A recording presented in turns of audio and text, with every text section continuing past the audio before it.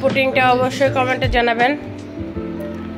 Simple ওয়েতে আমি পুডিংটা বানাই দেখে এলাম, বাট যদি আপনাদের ভালো লেগে থাকে তাহলে আপনাদের পেজে একটা শেয়ার দিয়ে দেবেন। আর আমার পেজটা আপনাদের যার সামনে যাক না কেন, তার কাছে আমার রিকোয়েস্ট, সে যদি এখনও আমার পেজটাকে ফলো না দেন অবশ্যই আমার পেজটাকে ফলো দিয়ে দিবেন। ভালো থাকবেন সবাই। আজকের ভিডিও পর্যন্ত। আল্লাহ হাফেজ।